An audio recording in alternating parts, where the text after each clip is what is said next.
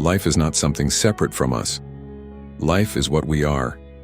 It is not a concept to be understood by reading books or listening to theories, but a reality that is unfolding every moment within us and around us.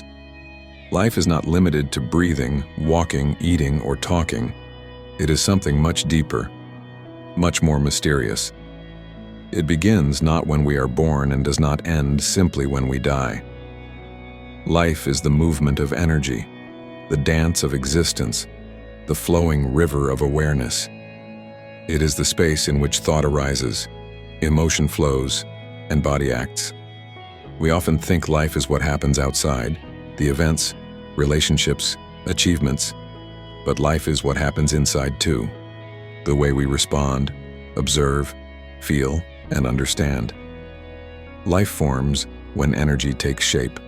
Scientifically, cells combine, DNA sequences get written, neurons fire, organs form, and consciousness slowly starts reflecting through the nervous system.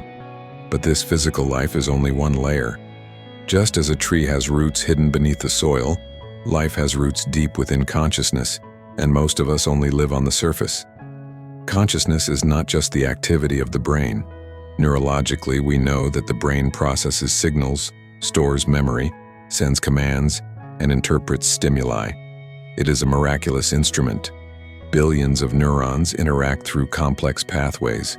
But beyond all this is awareness, the witness, the one who knows that the brain is thinking, the one who sees the mind jumping. This awareness is not created by thought. It watches thought. It is not an idea or a belief. It is what is. Philosophically, consciousness is the very ground of being. It is not inside the body or mind. In fact, body and mind arise in consciousness. The mind is a structure of thoughts, past experiences, future projections, language, memory, and identification. It keeps running like a machine, constantly trying to become something, constantly comparing, desiring, fearing. But the mind is not who we are. Intelligence is not the same as the mind. Intelligence is the capacity to see clearly without distortion, without the fog of conditioning. Intelligence is not in books, degrees, or cleverness. It is in the ability to observe a fact as a fact, to be sensitive to life without filters. Look at a child playing. He touches the soil, looks at an ant crawling, stares at the sky. He is not comparing or judging. That is pure intelligence in action, direct, alert, open. But as we grow, we are taught what to think, not how to think. We are told what is good and what is bad, who we should be, and what success means. Slowly, the mind becomes cluttered with borrowed knowledge, and intelligence becomes clouded. To be truly intelligent is to be free from conclusions and open to learning every moment. When the mind is silent, intelligence shines. The universe, too, is not something separate from us. We are not living in the universe. We are the universe. The same atoms that make the stars also make our bodies. The same laws that move galaxies move our breath. Science tells us about the Big Bang, black holes, dark matter, evolution, but these are only descriptions. The universe is not a thing to be understood completely by thought. It is to be lived, felt, and merged with. It is not just made of matter. It is also made of mystery. Think of someone sitting quietly near the sea, watching the waves come and go.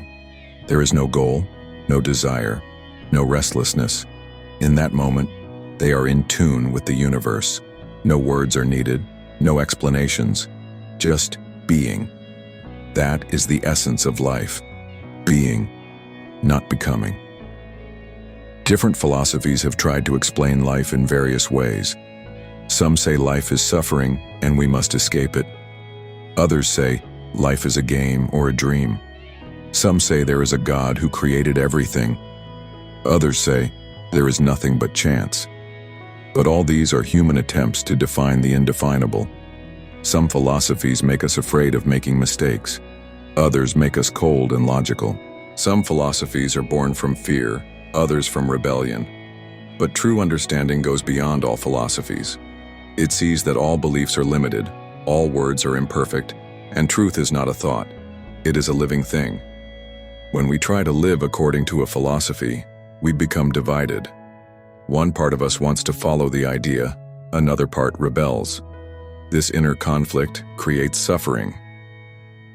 Real understanding is not in choosing a philosophy, but in observing our mind directly, seeing how it creates images, how it escapes the present, how it divides the world into me and others.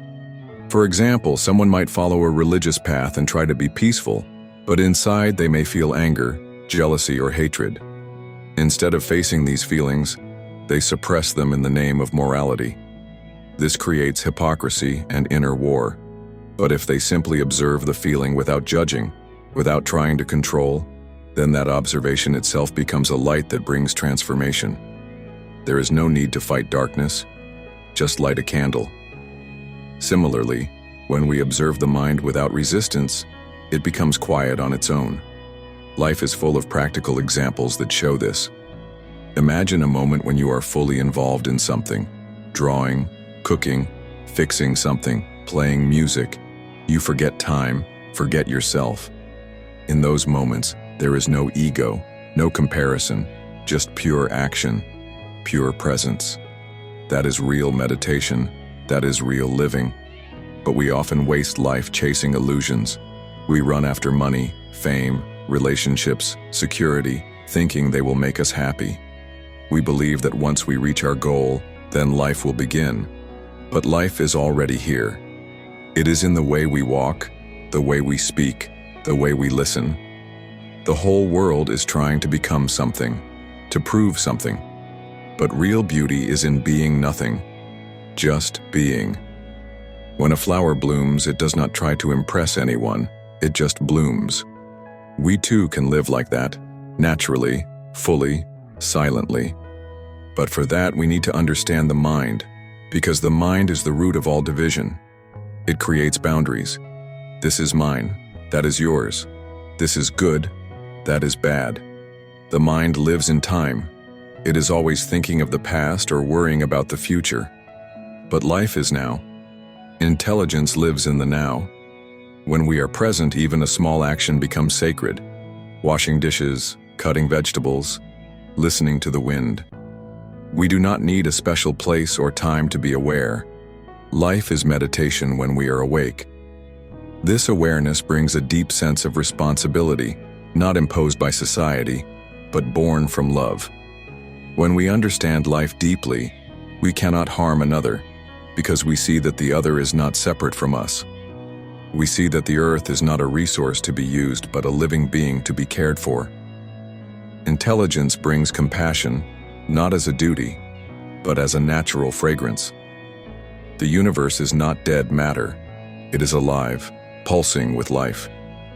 Every star, every leaf, every insect is part of one great movement. When we observe nature, not through the lens of science, but through the lens of silence, we see that everything is interconnected. A butterfly flapping its wings affects the air around it. A thought of anger affects our body and others. Everything is connected. But our education, our society, our beliefs keep us fragmented. We are taught to succeed at any cost, to compete, to compare. This creates violence, not only in the world but in our hearts. But there is another way, a way of understanding, not through effort, but through insight. Insight happens when the mind is still, when there is space to see things as they are. Not what we want them to be, not what we fear, but what is. For example, when we are angry, instead of saying, "I should not be angry," or blaming others, we just look at the anger. Where does it come from? What does it want? If we observe without judging, the anger dissolves. In that moment, we have learned something profound, not from books but from life itself. That is real education, to learn from life. The universe is not separate from this learning. It teaches us through change, through pain, through beauty. A falling leaf, a setting sun, a dying relative. All these are part of life's teaching. But we are too busy, too distracted to listen. We are afraid of silence, because in silence, we meet ourselves. But that meeting is the beginning of real transformation. When we understand life in this way, death too loses its fear. We see that death is not the opposite of life. It is part of life. Just as day and night, inhale and exhale, come and go, life and death are one movement. What dies is the body, the form. But life itself continues. Whether it takes another shape or dissolves into the whole is a mystery. But what is clear is that fear of death makes us cling to illusions. If we understand life, we live fully, and if we live fully, we are not afraid to die. In every moment, something dies and something is born. A thought ends, a new one arises. A breath leaves, another enters. Life is not static. It is a river, always flowing. Our suffering comes when we try to hold the river, possess it, control it. But life cannot be possessed. It can only be lived. And to live it truly, we must die to our beliefs, our ego, our past. Then each moment becomes new, fresh, alive. We must see that we are not just individuals. We are the totality of human consciousness. The fear, the greed, the conflict we see in others is also in us. If we understand ourselves, we understand all of humanity. This understanding is not selfish. It is the beginning of a new world. Not a world of ideologies or revolutions, but a world of deep attention, love, and freedom. In this world, we do not follow authority blindly, nor do we rebel blindly. We look, question, and understand. We are not victims of our past or prisoners of our future. We are present, alive, and free.